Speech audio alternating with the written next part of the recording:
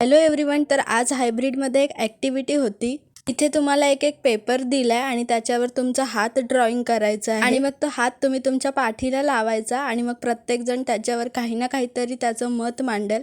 तुम्हाला कळणारही नाही कोणी काय लिहिलंय ते. फ्युचरसाठी हे खूप इम्पॉर्टंट आहे. कोण तुमच्याबद्दल काय विचार करतं हे तुम्हाला नक्की कळेल. नंतर मग इथे पायाला धागा गुंडाळून प्रत्येकाला हायब्रिडबद्दल काय वाटतं हे एकमेकांना आम्ही सांगत होतो.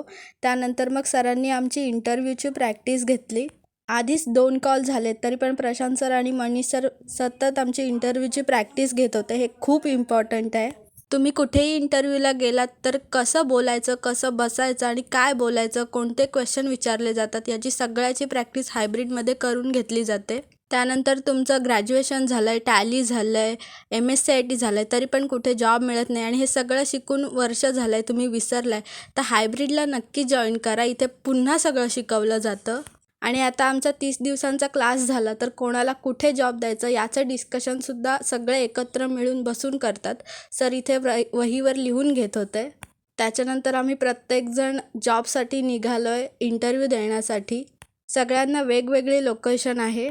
तुम्हालाही जर अशीच प्लेसमेंट हवी असेल अगदी 30 दिवसात तर तुम्ही हायब्रिडला नक्की जॉईन करा. आणि तुम्हाला अजून काही इन्फॉर्मेशन हवी असेल तर यूट्यूबला आपले व्लॉग नक्की बघा. माझी प्लेसमेंट तर नेरूळला लागले. मी इंटरव्ह्यूला आज नेरूळला चालले. तर कसा वाटला आजचा व्लॉग नक्की सांगा.